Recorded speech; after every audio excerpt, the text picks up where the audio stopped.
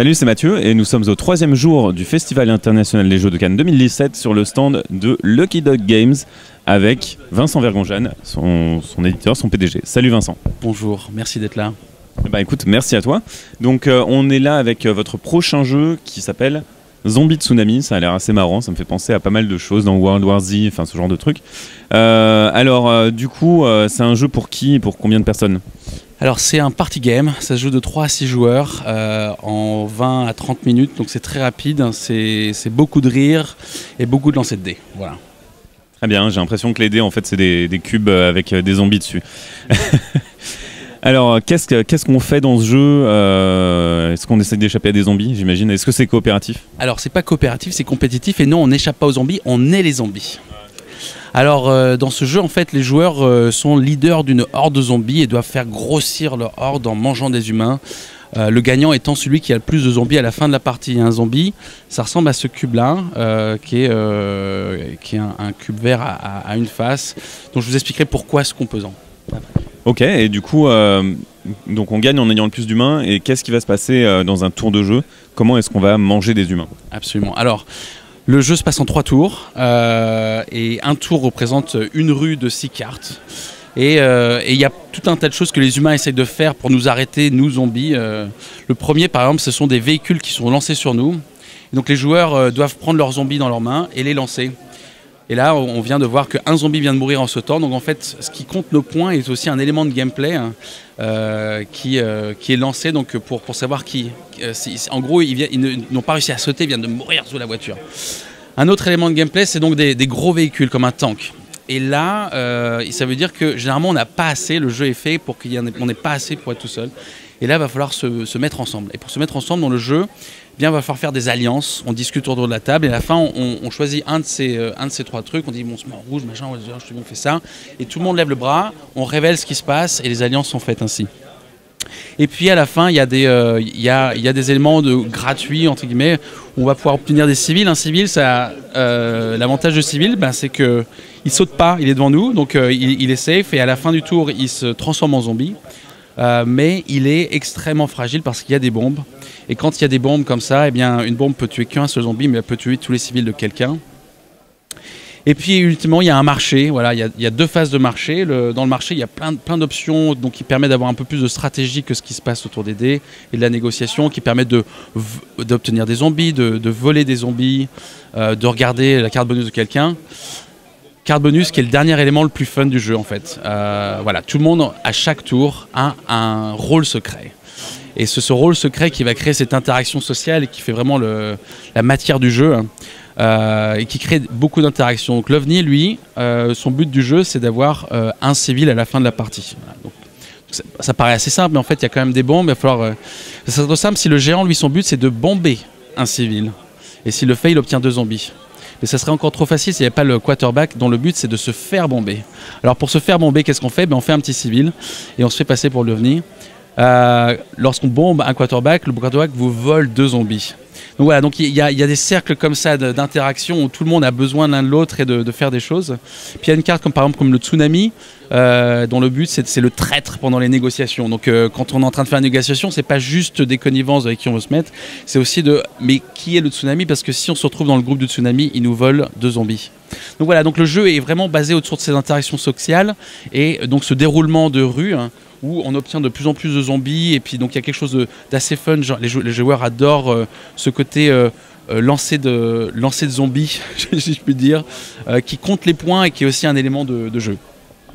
Ok, du coup, la séquence, c'est vraiment qu'à son tour, on va lancer ses dés, tuer ses zombies et acquérir la première carte, c'est ça ? Ou acquérir une carte qu'on veut ? Non, personne n'acquiert les cartes, on joue tous en même temps. Donc en fait, la manière dont ça se passe, début de tour, on révèle la carte.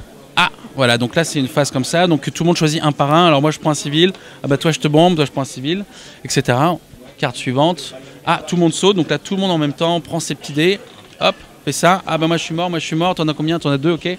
Phase de marché, ok, le plus petit commence la phase de marché, là. Donc en fait tout le monde joue en même temps, tout le monde progresse, voilà. Donc en fait on est vraiment la horde de zombies, mais on est des entités singulières dans la horde de zombies, même peut-être des cerveaux qui contrôlent un certain nombre de zombies, je sais pas. Exactement, voilà, on est en compétition pour être la plus grosse horde de zombies, pour pour prendre la ville, quoi. Donc alors Zombie Tsunami, il me semble que c'est un jeu mobile. Est-ce que tu peux me parler d'où vient la licence, de comment vous avez voulu faire ce jeu? Alors en fait, pour revenir en arrière un tout petit peu, le Quebec Games est vraiment concentré en tant qu'éditeur de jeux sur l'adaptation de jeux vidéo en jeu de plateau. C'est vraiment ce qu'on veut faire et ce qu'on fait. Et Moby Game, qui est en fait un studio parisien, que je connais depuis des années. On s'est rencontrés dans un salon Facebook à Londres.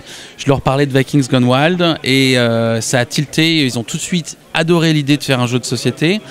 Ils m'ont dit il y a une condition, c'est que on veut faire partie du game design, on veut pas juste te donner la licence comme ça. On veut en fait le jeu a été l'auteur principal en fait est Jérémy, qui est en fait le designer de l'application mobile. Je suis devenu co-auteur avec lui tout au long du process. Ça fait plus de 6 mois qu'on travaille sur le jeu pour l'amener où est-ce qu'on est aujourd'hui. Et donc c'était une coopération très forte avec le studio, très engagé avec ça. Le jeu sort sur Kickstarter fin avril, début mai, et sera certainement en boutique à partir de septembre. Du coup, tu penses à quel genre de stretch goal sur le Kickstarter? Alors, il y a beaucoup de contenu qui n'est pas encore utilisé dans le jeu de base, notamment si on connaît le jeu vidéo, il y a une grosse partie qui s'appelle les œufs, en fait les oiseaux. Donc, on a beaucoup de contenu qu'on espère pouvoir débloquer pour ajouter dans la boîte de base, donc de nouvelles cartes d'interaction, de nouvelles formes d'interaction entre joueurs dans les rues, etc. Voilà, donc il y a pas mal de choses qu'on puisse faire. Le Kickstarter pourrait nous aider à imprimer de plus gros volumes que ce qu'on pourrait faire tout seul en tant qu'éditeur. On est encore petit. Et puis du coup, c'est vrai que Zombie Tsunami, c'est une grosse communauté. C'est 35 millions d'utilisateurs mensuels. C'est 2,5 millions d'utilisateurs quotidiens. Donc on espère que le combo d'un jeu fun, rapide, avec beaucoup de rire et une grosse communauté de joueurs en ligne puisse faire quelque chose qui fonctionne. Et du coup, quels sont les challenges en termes de design pour porter une application vers du plateau? Bien sûr. Alors, il y a la chose la plus importante, c'est ce qu'on appelle la continuité émotionnelle. C'est-à-dire que quand quelqu'un joue à Zombie Tsunami, le jeu de... Puis oh, c'est Zombie Tsunami, on en a eu plein sur Cannes qui passent. Oh, Zombie Tsunami. Il y a cette attente de retrouver l'émotion du jeu vidéo, d'accord, et ou en tout cas de retrouver les signalétiques. Donc du coup, tout le challenge c'était alors ça reste un jeu qu'on joue seul sur son jeu téléphone. Donc tout le challenge c'était de garder cet émotionnel, de rentrer dans les rues, d'avoir des challenges, de sauter, de pousser des véhicules, etc. Tout en faisant quelque chose d'extrêmement social, parce que c'est à 3 à 6 joueurs avec des interactions. Et je pense que Jérémy a réussi à capturer l'essence de ça, étant le designer des deux, parce que du coup il connaissait vraiment la grammaire visuelle et émotionnelle de son jeu vidéo et a apporté un embryon de base qui était vraiment qui représentait ça. Et tous les joueurs du jeu vidéo se sont assis à la table du prototype aujourd'hui, ils ont fait je regardais, je savais déjà comment jouer. Je me suis assis, je expliquais tout ça, c'était naturel. Donc c'est ces deux choses-là, c'est rapporter cette émotion. Et puis surtout, être abordable pour les gens qui ne connaissent pas le jeu vidéo. Parce qu'on veut surtout pas... quelqu'un qui ne connaît pas le jeu vidéo ne doit pas je comprends rien de ton truc parce que c'est nébuleux, etc. Et d'ailleurs, il y a eu beaucoup d'itérations parce qu'au début, on était même trop jeu vidéo. Voilà, on avait évité des signalétiques. Tiens, je peux peut-être même te montrer, je crois qu'il m'en reste. Des signalétiques du tout début pour te montrer comment ça s'est changé. Voilà, je vais montrer ça sur la table. Ça c'était la signalétique en fait dans le jeu vidéo. C'est montré exactement comme ça. Puis les gens ne comprenaient pas c'est quoi 8 zombies. Et donc en changeant pour montrer qu'il faut pousser avec une autre, d'accord. Voilà. Donc c'est l'itération du littéral jeu vidéo à une meilleure symbolique pour les non-joueurs. Voilà. Ok, écoute, merci beaucoup Vincent pour ces précisions sur Zombie Tsunami, qui sort sur Kickstarter, tu m'as dit fin avril, début mai, et en boutique a priori septembre. Écoute, merci beaucoup et puis à bientôt sur Ludovox. Ciao.